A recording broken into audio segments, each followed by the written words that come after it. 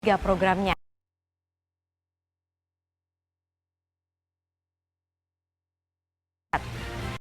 Reza Anita, simak Satu Indonesia.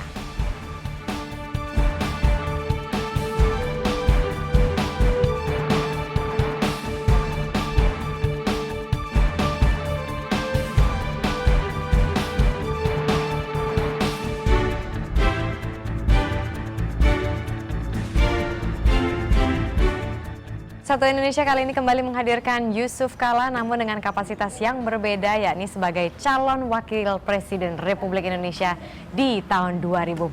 Selamat siang Pak JK. Selamat siang, selamat siang. Apa kabar Pak? Kayaknya kelihatan fit sekali. Alhamdulillah. Alhamdulillah ya Pak ya. Nah Pak, sebelum kita bicara mengenai pilpres nanti dan juga ya Bapak sebagai calon wakil presiden di 2014, kita mau bicara mengenai Golkar dulu Pak. Jadi waktu Bapak ini kan ngelotok di Golkar gitu loh. Udah ngelotok di Golkar, tapi ketika itu yang mencalonkan atau mengusung Bapak sebagai calon wakil presiden itu PKB. Nah itu waktu itu bentuk komunikasinya dengan Abu Rizal Bakri dan kawan-kawannya seperti apa? Iya, memang kalau pemilihan presiden itu kan figur yang menonjol, bukan partai. Ya, partai itu mendukung, mengendorse selama 20%. Sama kita ketahui Golkar rencananya mengendorse Pak Echar. Tapi kita tidak tahu bahwa itu tidak berhasil. Saya sendiri memang diminta oleh Ibu Mega di PDIP, juga Nasdem, PKB, dan Hanura. Karena ini niat baik untuk bangsa, saya menerima tawaran itu. Dan ketika menerima, apa reaksi dari Ical?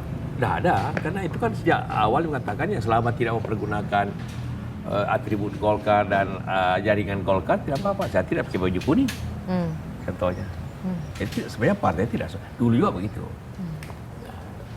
Tidak soal itu tidak melanggar apa-apa, karena kita sebagai bangsa mempunyai hak asasi dalam bidang seperti dua hal, hak untuk dipilih dan hak untuk memilih. Jadi dua-duanya. Tapi kan posisinya sekarang Golkar itu sudah memutuskan untuk mendukung pasangan Prabowo Hatta Rajasa. Sementara Pak JK ini kalau misalnya orang lihat, oh Yusuf Kala ini sangat kuning sekali begitu. Nah ini kan berada di dua kubu yang berbeda. Ya itu tidak apa-apa. Sekali lagi bahwa ini kan pemilihan figur, bukan pemilihan partai. Bahwa nanti kader Golkar memilih saya kira mayoritas akan begitu. Mayoritas akan memilih Anda? Ya saya yakin saya ketemu di mana-mana. Logikanya sangat sederhana. Kader Golkar itu memilih orang, tidak memilih partai. Karena partai Golkar tidak akan muncul lagi. Dia akan pasti lebih memilih orang dikenalnya sebagai kader Golkar dibanding ketua partai lain. Yang mungkin sebelumnya lawannya. Tapi kalau saya tetap Golkar ke apapun. Ya itu begitu suara-suara di bawah. Berarti berapa persen kira-kira suara dari Golkar yang akan pergi ke? Tapi saya yakin itu mayoritas begitu. Saya suruh keliling Indonesia dan semua teman-teman itu pada datang ketemu juga. Wow. Ada kira-kira ini lebih dari figur, bukan pemilihan partai, jangan lupa. Tidak ada lambang Golkar lagi di kotak suara. Berarti bagaimana Anda melihat perpecahan yang sekarang terjadi? Bukan perpecahan, itu masalah pilihan. Saya dengan Ica tetap sahabat, damai. Tidak ada soal. Tapi kalau misalnya di dalamnya sendiri tuh anggota-anggotanya bahkan ada yang sudah mengundurkan diri dari Golkar padahal dia sudah lama juga di sana. Oh ya banyak juga yang digeser. Tapi itu terjadi pada 2004 juga. Tidak ada soal.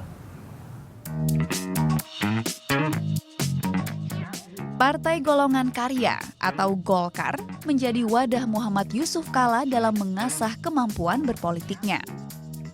Karir JK bermula dari Ketua Pemuda Golkar Sulawesi Selatan di tahun 1965. Lalu melonjak menjadi anggota Dewan Penasehat DPD Golkar Sulawesi Selatan 1978 sampai 1999.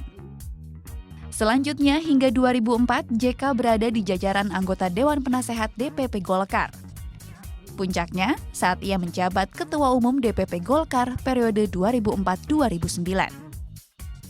Meski identitasnya sangat kuning, JK dituding mengingkari partai yang membesarkan namanya.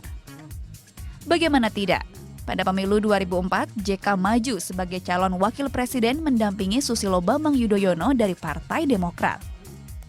saya amat kecewa kepada kepemimpinan Pak JK ternyata tidak berhasil mempertahankan kemenangan yang kami dapat, bahkan justru mengakibatkan Golkar mengalami penurunan yang tajam. Dan boleh saya mengatakan juga, mohon maaf, bahwa di bawah kepemimpinan Pak JK lah awalnya kemerosotan dukungan terhadap Partai Golkar sampai dengan pemilu 2014. Jauh sebelum pemilihan legislatif berlangsung, nama besar Yusuf Kala bak magnet elektoral bagi Partai Kebangkitan Bangsa atau PKB.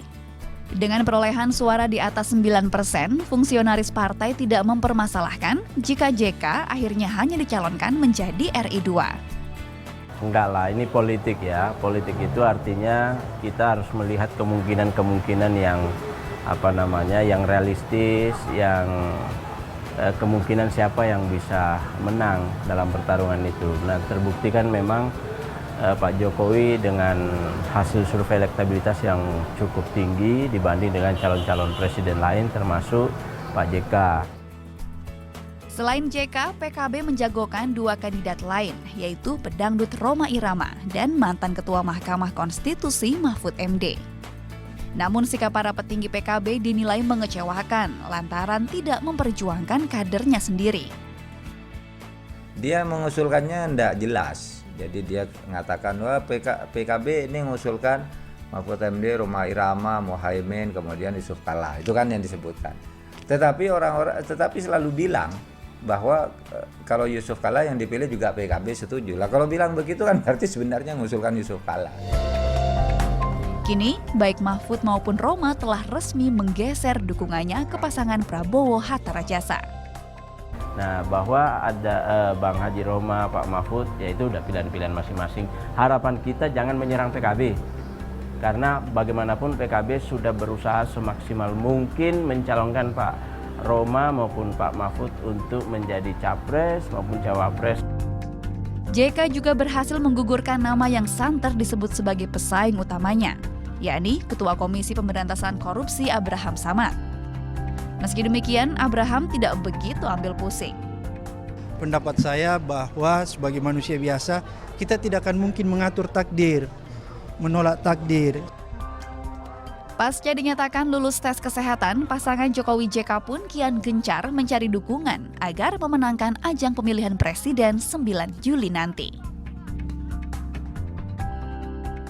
Kalau misalnya kita bicara mengenai Golkar kan memang sekarang sudah terlihat secara gamblang begitu di media dan di publik bahwa memang ada kubu-kubu yang mendukung Anda, kemudian ada juga kubu-kubu yang mendukung Prabowo Hatta Rajasa dan juga Ical. Formal ya, mendukung formal ya, tapi saya yakin kader itu yang mayoritas sebagian besar berpikir mementingkan kadernya, mementingkan historinya daripada memilih ketua partai lain. Berarti meskipun Golkar itu posisinya sekarang di Prabowo Hatta Rajasa, Anda tidak khawatir? Tidak akan ikut sebagian besar. Tidak akan ikut sebagian besar? Iya, saya yakin benar. Karena saya kemana-mana, para pengurus-pengurus juga datang ke sini menyampaikan itu. Adakah Anda saran kepada para pengurus partai untuk kembali menyatukan Golkar? Tidak, itu hak masing-masing. Apa tidak perlu disatukan lagi? Tidak, silakan aja. Tidak ada, saya tidak ingin intervensi internal Golkar ke dalam. Saya bukan pengurus lagi, bukan aktivis yang aktif lagi. Berarti otomatis sekarang status terkini Anda di Golkar seperti apa, Pak? Anggota biasa. Anggota biasa. Dengan diusungnya Anda oleh PKB dan Anda menjadi cawapres dan tampaknya hubungan dengan Golkar ini kurang harmonis? Tidak apa-apa. Itu asasi. Dipilih dan memilih. Tidak ada yang boleh ganggu itu. Partai pun tidak boleh ganggu itu. Kalau mengganggu, menetapkan itu melanggar hak asasi orang loh. Anda tidak akan loncat partai? Tidak. Lalu Banyak mekanisme? ditanya, enggak, saya tetap Golkar. Lalu mekanismenya bagaimana, Pak? Enggak apa-apa, itu mekanismenya diakui dimanapun. Dan pernah terjadi. Selama tidak pakai atribut dan jaringan Golkar, silakan. Pernyataan semua orang di Golkar gitu. Benarkah nama Anda muncul sebagai nama terakhir karena mahar Anda 10T? Oh, kalau saya punya 10T, tahu saya jadi wakil presiden.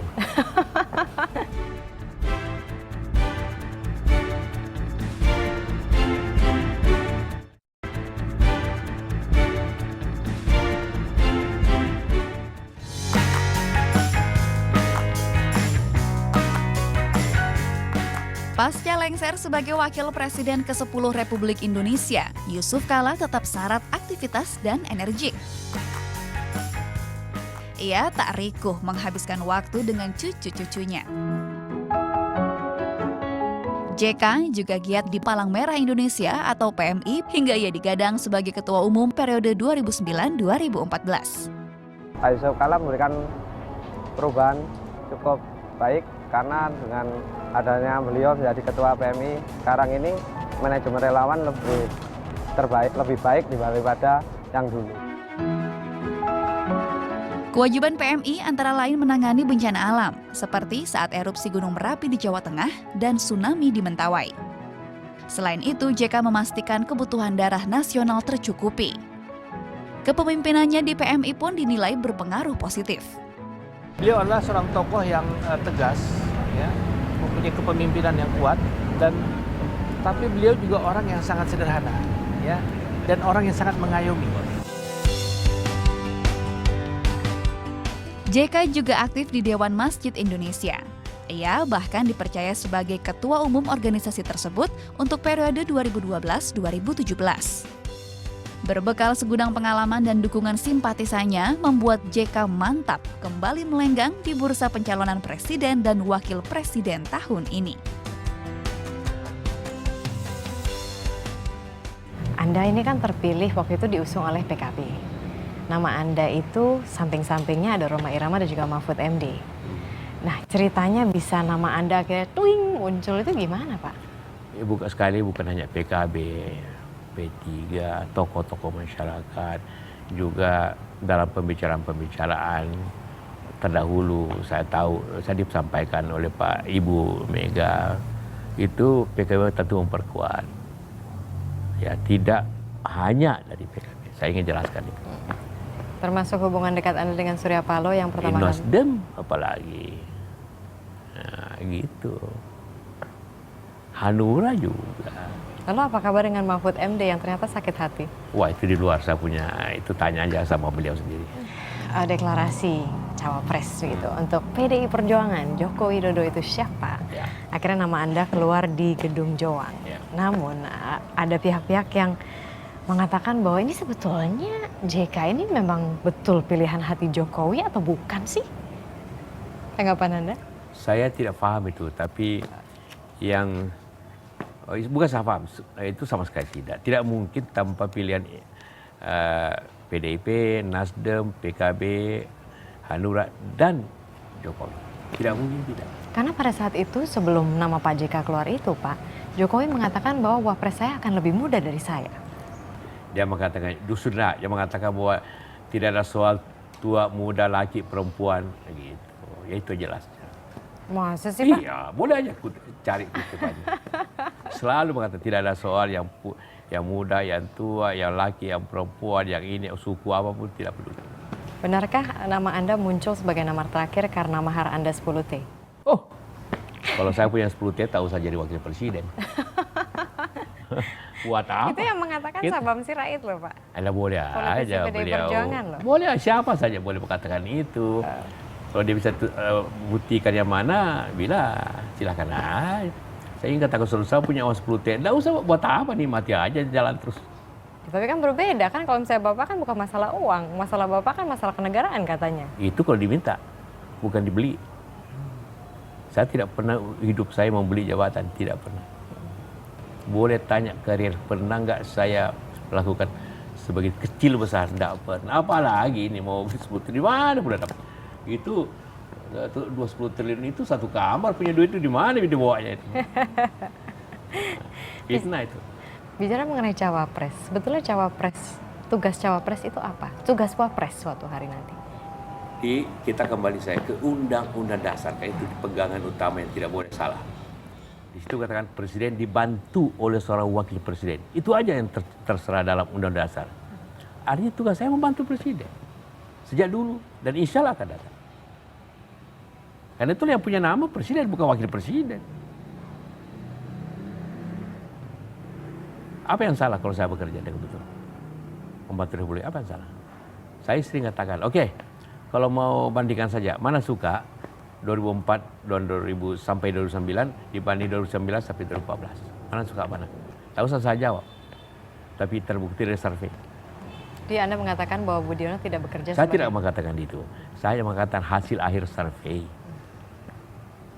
Saya tidak ingin menyinggung atau siapapun. Budiono tidak efektif dalam menjalankan. Saya tidak tahu itu, bukan saya mengatakan itu, tapi saya ingin mengatakan survei 2009 80% dan survei ini di bawah 40%. Itu saya ingin katakan saja. Berarti tugasnya apa? Membantu presiden itu seperti apa? Ya, seperti yang sering saya katakan. Presiden mengatakan ini kita setuju Aceh, kita selesaikan dialog. Oke, saya laksanakan dialognya. Itu kan gitu. Ini kita mengurangi subsidi. Tolong Pak JK selesaikan. Beres, saya selesaikan. Perlu bikin infrastruktur, oke, mari saya selesaikan. Loh, itu tugas apa? Membantu kan? Terkecuali saya tiba-tiba nongol. Saya mau begini, Pak Presiden, sorry ya. Enggak pernah itu. Semua yang kita kerjakan, semua hasil sidang kabinet. Tidak ada yang tidak. Bentuk kepemimpinan JK Jokowi JK akan seperti apa nanti? Akan begitu. Saya harap akan begitu. Sama seperti dulu SBY Iya, bahwa JK. kita setuju dulu sama persoalan. Setuju? Silakan. Siapa yang bisa bantu kerjakan? Tentunya kerjakan menteri-menteri, tapi siapa yang kontrolnya? Negeri terlalu besar, terlalu banyak masalahnya. Jangan kita egois. Kalau kita bicarakan itu dulu, nanti tidak bisa. Jangan egois pemerintah negeri ini. Ini kepentingan rakyat, 210 juta. Jangan curiga dulu. Jangan dulu nanti ini. Nah, bukan 210 juta, ini bukan Singapura. Yang penduduknya 4 juta. Bukan Malaysia 24 juta. Bentuk komunikasi Anda dengan Jokowi seperti apa sih Pak JK? Oh, selalu baik. Maksudnya dalam arti, karena kan beda begitu ya, cara komunikasinya berbeda. Enggak, itu saya dengan Jokowi bagus, saya jalan sama-sama di beberapa tempat, saya ketemu baik. Sekali lagi kita belum bicara tentang pekerjaan, kita bicara bagaimana memenangkan, itu pokok dulu. Pembagian tugasnya seperti apa nanti Pak JK? Iya, seperti beliau lebih banyak di Jawa, saya luar Jawa, itu aja pembagiannya, tidak ada pembagian lain, maksimum aja kita kerja. Karena Ibu Mega yang minta saya. Bahwa ini harus dipasangkan dengan orang berpengalaman. Berarti nanti otomatis akan ada 2 matahari lagi dong Pak? Enggak, tidak berarti itu. Bahwa ada cahaya banyak, ada terang banyak, iya. Tidak berarti mataharinya 2, tapi lebih teranglah mataharinya.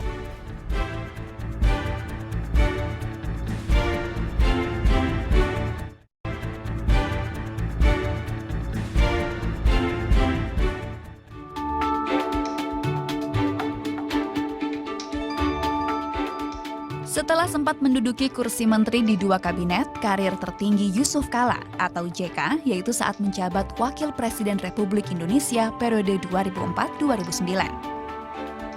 Selama jadi orang nomor 2 di negeri ini setelah Presiden Susilo Bambang Yudhoyono, berbagai kebijakan ia cetuskan. Antara lain bantuan langsung tunai atau BLT di tahun 2008. Kompensasi diberikan untuk mengatasi dampak kenaikan harga bahan bakar minyak bagi rakyat miskin. Selain itu, JK juga meluncurkan program konversi minyak ke LPG lewat pengadaan tabung gas 3 kg. Memang tak semua kebijakan JK bersifat populis. Meski demikian, peran JK dianggap dominan jika dibandingkan Presiden SBY terutama di bidang ekonomi. Dalam sejumlah keputusan sih yang sangat terlihat itu memang sudah kelihatan sudah ada pembagian ya, bahwa yang bersifat ekonomi kepada Pak Yusuf Kalla, yang sifatnya agak politik, hukum, keamanan kan kepada Pak SBY kan seperti itu. Nah, ketika dalam pengambilan keputusan ekonomi kelihatan memang Pak Yusuf Kalla lebih unggul. Kiprah kenegaraan JK sebagai wakil presiden yang cemerlang juga menoreh catatan. Pada pengucuran dana talangan Bank Senturi, proses pengambilan kebijakan stabilisasi sistem keuangan KSSK telah menyeretnya ke dalam skandal bailout tersebut. Bapak Wakil Presiden Saudara Yusuf Kalla mengatakan boleh menangani krisis asal tidak diberikan yang disebut jaminan penuh atau blanket guarantee kepada perbankan. Kenapa sistem perbankan menjadi sangat penting? Karena pada saat itu memang jalur masuknya krisis adalah melalui sektor keuangan. Sementara pada Pesta Demokrasi 2009, Yusuf Kalla didampingi Wiranto mencalonkan diri sebagai presiden dan wakil presiden. Namun pasangan ini hanya menempati posisi buncit setelah pasangan SBY Budiono dan Megawati Prabowo. Sebagai pengganti dirinya, JK menilai Budiono kurang berprestasi. Wakil presiden membantu presiden. Ingat itu. Tapi kalau tidak membantu berarti bukan wakil presiden. Jadi harus sepenuh hati bekerja membantu presiden. Jangan seperti sekarang. Apa sekarang presiden, wakil presiden membantu presidennya? Kan kurang. Akibatnya negara jatuh. Saya tidak mau begitu. Kabinet Indonesia Bersatu Jilid 2 segera berakhir. Kursi pimpinan pemerintahan berikutnya kembali ditawarkan pada Yusuf Kala. Kali ini ia dipinang sebagai pendamping calon presiden dari Partai Demokrasi Indonesia Perjuangan, Joko Widodo. Pertimbangan khusus dari Ibu Megawati Soekarno Putri telah kita putuskan Bapak Dr. Andes Haji Muhammad Yusuf Kala sebagai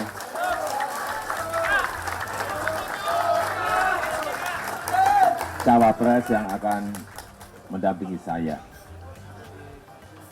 Keputusan yang telah kita lakukan dan dengan didampingi oleh Bapak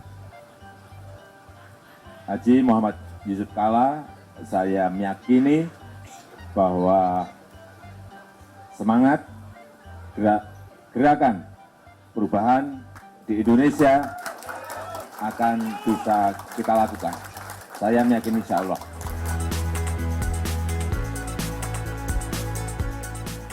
Sebagai politisi senior yang kaya pengalaman, JK kini harus siap bekerja sama dengan sosok yang berusia lebih belia dan lebih hijau, Joko Widodo.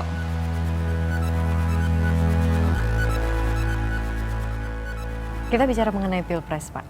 Nah, kalau misalnya kali ini kan Pak JK itu kan di tahun 2004 saat itu mencalonkan akhirnya menjadi wakil presiden. Kemudian di tahun 2009 Anda kembali lagi berjuang secara demokrasi mau menjadi presiden saat itu, namun gagal. Nah sekarang Pak JK balik lagi jadi cawapres. Kenapa masih terus nyalon sih Pak? Pertama begini, ya kita kan apabila terpanggil dan diharapkan berdasarkan karena punya kemampuan masa lalu, apakah itu pengalaman, apa itu pencapaian, track record, kemudian masyarakat, rakyat mengharapkan, ya kita tidak bisa mengelak. Saya tidak aktif untuk, saya tidak berkampanye, saya tidak pajang iklan untuk menjadi cawapres, enggak. Saya diminta, saya dihubungi. Gitu. Oleh? Ya macam-macam lah, kelompok masyarakat, pimpinan-pimpinan partai, gitu aja. Di usia Anda yang sudah 72 ini Anda tidak lelah Pak JK? Saya sering katakan usia itu udah 3 macam. Pertama usia kalender semua. Usia kalender saya itu 2. Urusan umur kalender Anda pasti lebih muda, jauh lebih muda kan. Mungkin baru 20-an. Tapi ada umur biologis, kesehatan, kemampuan, fisik. Itu beda-beda tuh. Ada yang muda bagus, ada juga enggak. Ada juga tua mungkin kurang, ada juga yang baik. Ya alhamdulillah karena kebiasaan lama puluhan tahun saya di rumah baik, tenang, ada ibu yang menjaga, kemudian kebiasaan olahraga, kebiasaan menikmati alam, kebiasaan untuk hidup teratur, menolong saya untuk tetap bisa kedua semangat. Ini juga penting, usaha semangat. Ada yang muda semangatnya baik, ada juga tidak jelas. Ada juga tua begitu ingin pasrah. Saya kebetulan semangatnya tidak ingin pasrah gitu, melihat keadaan. Tapi bukankah Ibu Mufidah lebih memilih bahwa ya sudahlah Pak, sudah kita bermain dengan cucu saja gitu kan? Sebenarnya begitu. Sebenarnya begitu. Tapi kemudian setelah sadar bahwa ini bukan pilihan pribadi, kita semua hanya oke, karena itu bukan masalah pribadi sudah. Kalau masalah pribadi mungkin saya hands up aja. Tapi bukan masalah pribadi. Apa sih yang membuat Anda itu memang betul-betul kayaknya saya harus deh. Oke, ini ada banyak orang yang menghubungi saya dan ya udah saya ambil saja kesempatan ini. Apa yang membuat Anda terus? Ya, negara. saya mungkin punya masalah. Masalah saya ialah saya tahu banyak negeri ini. Mungkin saya bisa berbuat sesuatu menyelesaikannya. Saya lihat perbedaan pada waktu saya dalam pemerintahan dengan waktu saya tidak di pemerintahan. Agak berbeda.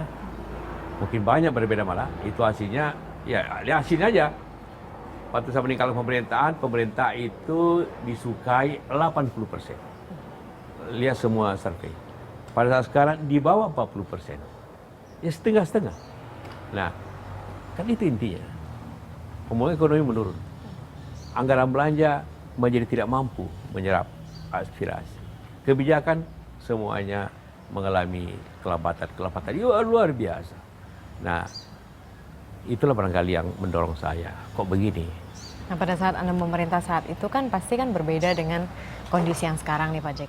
Semua negara hampir sama saja. Maksudnya dalam arti kondisi politiknya tuh agak sedikit berbeda. Dalam arti pasangan Anda adalah Joko Widodo. Nah, kalau misalnya bicara mengenai koalisi gitu ya, orang di belakang koalisi PDI Perjuangan dengan Nasdem dan PKB tentunya, di mana itu merupakan partai yang mengusung Anda, itu ada Megawati Soekarno Putri. Ya. Gitu. Apakah Anda tidak takut begitu bahwa nanti misalnya Anda memerintah dengan Joko Widodo, bahwa Anda itu selalu harus berkonsultasi dengan Megawati Soekarno Putri? Begitu dilantik, maka yang tanggung jawab negeri inilah Presiden dan tentu dibantu Wakil Presiden. Tentu dimanapun, kita selalu berkonsultasi kepada dua pihak, pada partai yang mengusung dan DPR. Itu negara harus dikonsultasikan seperti itu. Konsultasi tidak berarti itu memerintahkan, tidak. Konsultasi kita cari pilihan yang baik. Itu biasa saja, dimanapun negeri ini. Kalau di Malaysia partainya UMNO, ya kebetulan selalu pada menteri itu pimpinan UMNO.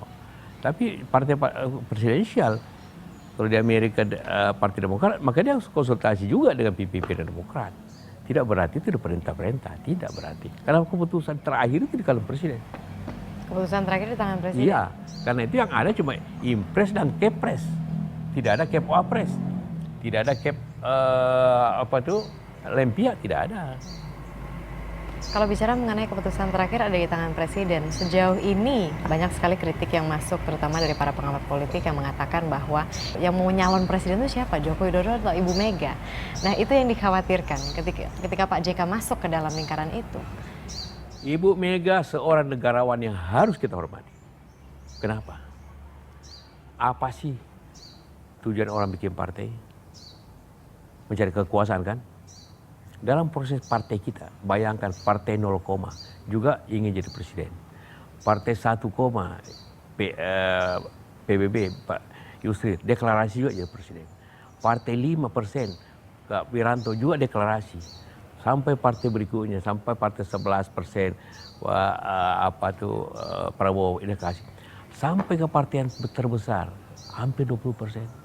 Ibu Mega begitu negarawannya menyerahkan itu kepada yang disukai rakyat, yang difavoritkan oleh rakyat, Jokowi. Bukan wakil ketuanya, bukan keturunannya. Ini kan negarawan yang hebat. Namun muncul juga kekhawatiran bahwa Joko Widodo ini nantinya akan disetir oleh Megawati. Tidak perlu dikhawatirkan bahwa konsultasi itu dimanapun di dunia ini, sistem politik begitu. Dimanapun di dunia ini. Waktu saya ketua Golkar, menteri-menteri Golkar itu selalu konsultasi dengan saya. Mesti begitu. Tidak ada bisa lepas. Karena ada aspek kerjaan, ada aspek politiknya. Selalu konsultasi. Tidak berarti dibawahi. Tidak sama sekali. Tidak sekali. Lihat aja di dunia, dimanapun. Mesti begitu. Beberapa waktu lalu Anda pernah menerima wawancara dari Bisnis Indonesia TV.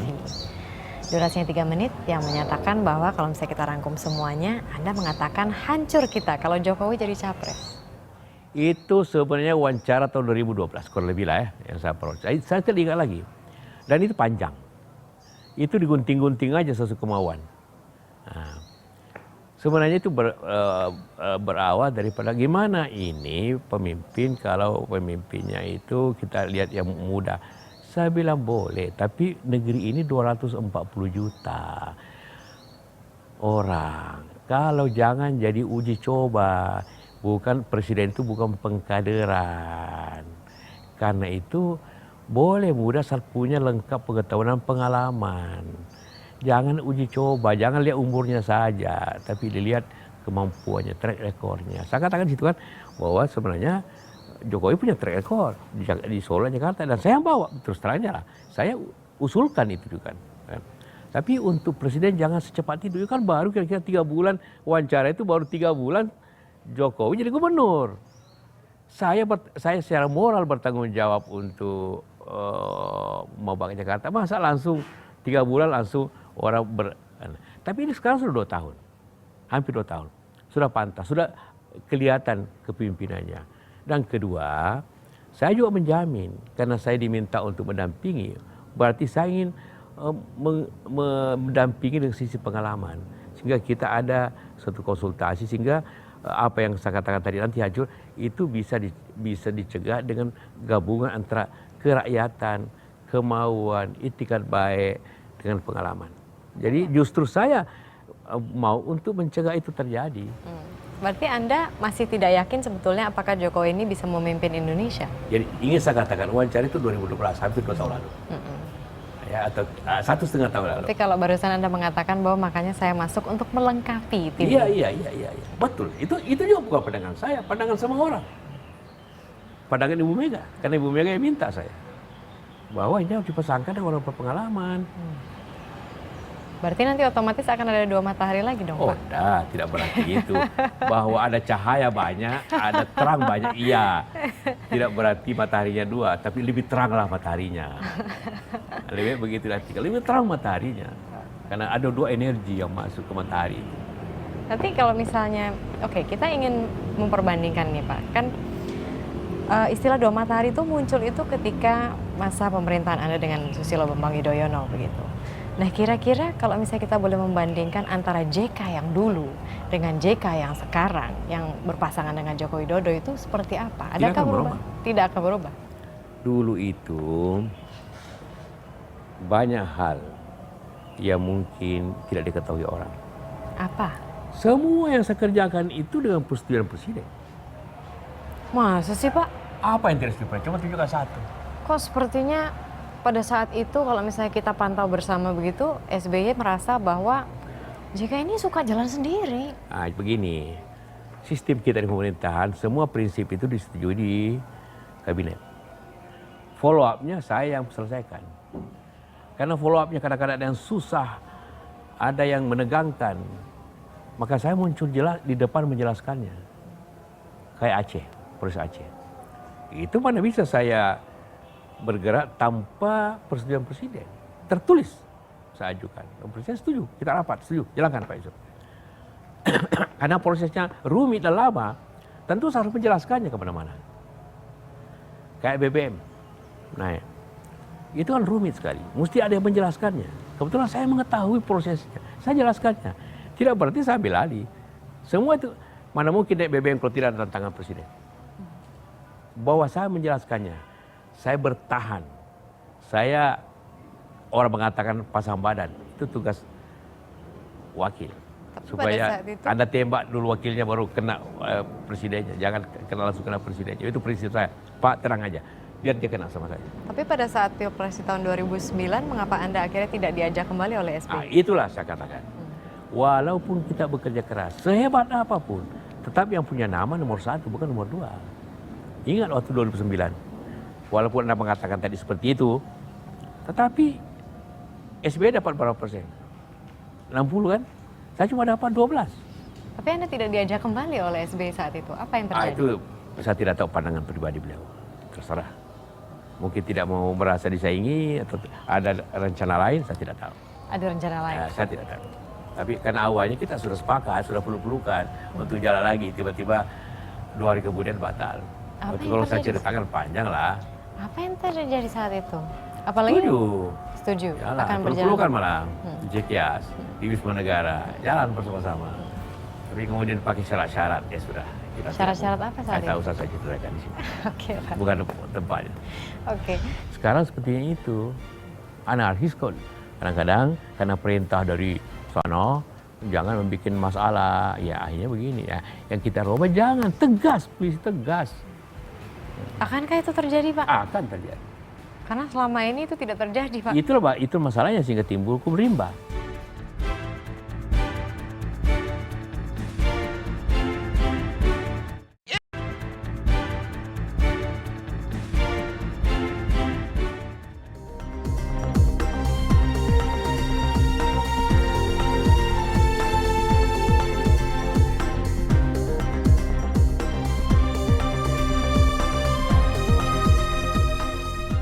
Kerjanya cepat ya, karena ada beberapa kebijakan yang perlu dilaksanakan secara cepat. Itu cukup bagus karena JK jadi kayak bisa jadi penyeimbang, apalagi dulu hasil perolehan suaranya Demokrat itu kan mayoritas. Kalau misalnya lihat publik kan dia wajar-wajar aja sih, kayak datar-datar aja sih, adem ayem gitu-gitu aja sih. Kan kayak dia lebih banyak vokal daripada SBY-nya, jadi kayak mengimbangi SBY-nya. Yusuf Kala itu orang yang cukup dominan dan terlihat perform juga waktu di pemerintahannya. Cenderung lebih banyak memberikan statement dibandingkan ada kerja yang nyata gitu. Bagus ya, terutama kalau untuk dari segi perekonomian ya memang karena basicnya pengusaha juga ada peningkatan kan ya 2004.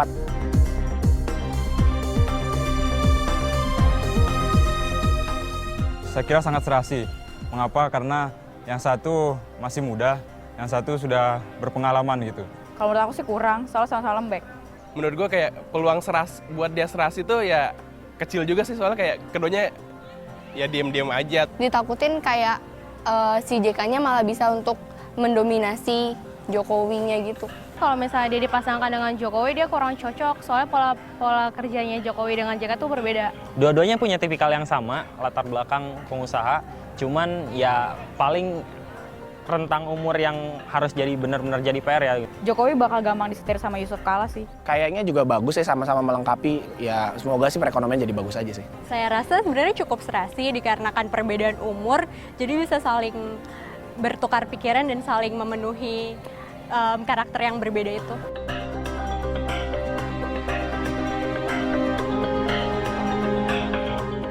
Bicara mengenai program, Pak, ada 3 prioritas dari pernyataan yang memang keluar dari Anda dan juga Joko Widodo, gitu ya. 3 problem pokok bangsa yang sudah diberikan ke KPU. Yang pertama adalah ancaman terhadap wibawa negara. Maksudnya? Begini, masalah negara ini pertama negara harus kuat. Karena harus hanya negara yang kuat yang dapat mensejahterakan bangsanya. Bukan bangsa yang lemah, bukan bangsa yang gagal. Itu bangsa yang kuat, itu tujuan kita. Karena hanya bangsa yang kuat bisa mensejahterakan bangsanya, bisa berbuat sesuatu. Hanya bangsa yang stabil, yang harmonis dapat berbuat banyak. Dan dibutuhkan negara yang kuat, yang stabil untuk menggerakkan ekonomi bangsa ini, memberikan pekerjaan kepada bangsanya, memberikan kemakmuran kepada bangsanya, memberikan keadilan kepada bangsanya, menciptakan infrastruktur pertanian yang kuat. Hanya bisa. Tanpa negara yang lemah tidak akan bisa mencapai itu. Maksudnya berwibawa itu apakah di mata negeri yang sendiri? Yang kuat itu punya wibawa, punya aturan jelas, punya ketaatan, punya ketegasan, punya aksesibilitas yang kuat dengan dalam dan luar negeri. Gitu. Tapi kalau misalnya perbandingan antara nih ya, image Indonesia di luar negeri dengan di dalam negeri. Kalau di luar negeri menurut Anda? Tergantung. Kalau katakanlah dari sisi negara-negara maju kita termasuk baik. Sering diucapkan oleh Pak SBY masuk G20. Tapi itu juga antara ditolong oleh besarnya penduduk kita ya. Kedua, di ASEAN kita dihormati walaupun peran kita tidak sebesar dulu waktu menjabat Soeharto. Ya, itu harus diperbaiki semua. Di APEC dihormati. Tapi tentu kita kurang katakanlah di banyak negara di mana kita hanya mengirim katakanlah TKW itu kadang-kadang agak kurang. Jadi itu kita atasi itu. Kalau bicara mengenai wibawa di dalam negeri, konkretnya apa untuk memang betul-betul mengatasi atau memberikan solusi kepada problema pertama ini, yaitu ancaman terhadap wibawa negara? Kita tidak mau adanya berlaku hukum rimba. Seenaknya masyarakat tanpa sanksi, tanpa ketegasan. Coba lihat kalau ada masyarakat yang membakar kantor polisi, membakar kantor bupati. Kadang-kadang aparat itu tidak bertindak tegas dan dahului. Ada dulu dia di MK bagaimana orang ngamuk-ngamuk MK kemudian tidak tegas kita mengatasinya. Semuanya serba lemparin, semuanya serba dibakar, semuanya jalan ditutup, pelabuhan ditutup, airport ditutup. Ini kan di bawah itu berkelahi orang di bawah. Jadi itu menjadi prioritas keamanan itu? Iya, harus dong. Bagaimana negara bisa tertib kalau hal-hal seperti ini negara tidak kuat? Untuk itu Anda juga pernah mengusulkan ide bahwa kepolisian kita taruh di bawah kementerian saja. Itu begini, itu kajian akademis. Tidak masuk dalam visi misi sebenarnya. Kajian akademis kan boleh berbeda pendapat. Yang para akademisi yang duduk bersama-sama membicarakan visi misi. Kita kan tidak bisa sendiri langsung, tapi kita mengambil hasil akhir. Itu sebenarnya bagian daripada kajian akademis. Tetapi tidak dari bagian daripada visi misi. Itu kan Anda sudah pernah mengutarakan itu. Apa yang menjadi proses berpikir Anda kajian saat akademis yang mengutarakannya, bukan kami yang bukan dari Anda maksudnya. Bukan. Itu memang masuk dalam lampirannya, tapi kajian akademis. Pernahkah ada sebuah negara yang mengaplikasikan hal itu dan dampaknya baik ke sebuah negara itu? Tergantung besar kecil negeri itu. Di Singapura, polisi di bawah Kementerian Dalam Negeri. Di Malaysia juga, dalam negeri. Negaranya kecil. Kita ini negara besar dan sudah dibuat undang-undangnya. Ini undang-undang, artinya begini, kita tidak dalam tahap wacana merubah undang-undang. Itu aja untuk diketahui. Kita tidak dalam wacana merubah undang-undang. Kita merasa undang-undang yang ada itu berlaku begitu. Karena undang-undangnya berbunyi begitu, ya begitu. Berarti bahwa Indonesia masih akan, polisinya akan tetap bukan masih, tetap undang-undangnya berlaku. Berarti tetap akan seperti sekarang? Iya. Nah, selama undang-undang tidak dirubah kan, kita taat saja pada undang-undang. Lalu aplikasinya bagaimana sih Pak? Karena selama ini kan itu sudah menjadi problema yang sangat mengakar begitu ya, di mana penegakan hukum karena kita itulah sangat kita karet. ingin polisi yang berwibawa, polisi yang tegas. Itu kan harapan Pak. Iya, bukan kalau harapan, misalnya harus. Ya harus. Harus. Tapi bagaimana caranya? Caranya kepimpinan tegas begini. Saya akan tanya, kenapa Anda ini kok kalau ada begitu kok sepertinya nonton aja banyak tempat. Iya, kan ada perintah tidak boleh keras. Nah, ini kadang-kadang juga ada yang baik, ada yang keliru. Tidak berarti kalau ada anarkis kita tidak ketegas, itu bahaya. Sekarang sepertinya itu. Anarkis kok kadang-kadang karena perintah dari sana jangan membuat masalah. Ya akhirnya begini ya. Yang kita rubah jangan, tegas, polisi tegas. Akankah itu terjadi Pak? Akan terjadi. Karena selama ini itu tidak terjadi Pak. Itulah Pak, itu masalahnya sehingga timbul hukum rimba. Ini kan masalah Tanjung Priok. Orang demo besar, 3 polisi mati, tidak ada tindakan apa-apa.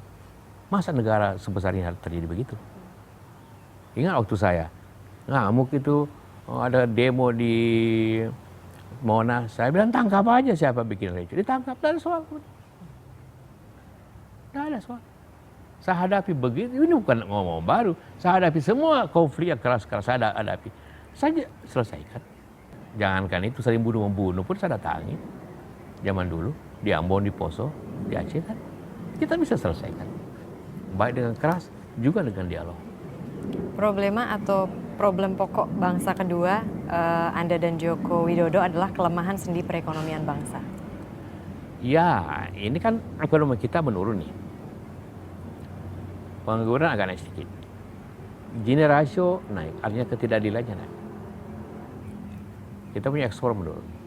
Perdagangan juga tentu akibat juga dalam dan luar ya. APBN tidak bisa berbuat banyak akibat tingginya subsidi hampir 400 triliun. Ini kan berbahaya untuk masa depan. Sekarang untuk bayar gaji dari utang. Bagaimana negara? Berarti rencana Anda ke depan adalah? Itu proses nantilah kita selesaikan. Dengan subsidi, apa yang Anda akan lakukan? Kita pindahkan ke subsidi kepada subsidi yang benar. Apa itu subsidi yang Bukan benar? subsidi kepada orang mampu, subsidi ke orang miskin. Bisa dalam bentuk pupuk diperbesar, pertanian diperbaiki, kita perbaiki jalan, kita perbaiki sistem pengairan. Itu juga subsidi. Artinya uang negara dipakai untuk orang miskin, tidak dipakai orang punya mobil. Itu konsep sejak lama. Tapi kan selama ini itu sudah Bapak mengatakan konsep sejak lama, tapi ketika diaplikasikan pernah berhasil paling cuma beberapa saat saja begitu. Siapa bilang? Waktu zaman saya berhasil lama. Yang sekarang Pak? Iya sekarang itu sekarang bilang. Anda katakan apa yang salah pemerintah sekarang. Terlalu banyak rapatnya. Terlalu banyak rapat? Ya. Baik, dan yang terakhir Pak, prioritas Anda adalah intoleransi dan krisis kepribadian, maksudnya? Itu yang sudah disebut revolusi mental. Bahwa kita harus menciptakan peningkatan karakter yang baik lewat pendidikan, lewat budi pekerti, lewat harmoni kehidupan. Itu sehingga menimbulkan toleransi, jangan intoleransi. Apa yang Anda lihat sekarang yang membuat Anda memprioritaskan hal ini? Ada harmoni yang baik, ada kemajuan. Tapi artinya kita tetap ingin berusaha supaya itu berjalan baik. Kalau ada yang kita perbaiki. Kalau misalnya saya mau kembali ke statement Bapak sebelumnya yang mengatakan bahwa kebanyakan rapat, Anda tampaknya sakit hati sekali dengan SBY ya Pak? Oh, bukan, saya sahabat saya. Tidak berarti mengungkapkan satu fakta, tidak berarti sakit hati, maaf. Tidak berarti. Justru teman disampaikan, justru sebagai teman baik. Kalau bukan teman, saya tidak mengatakan itu.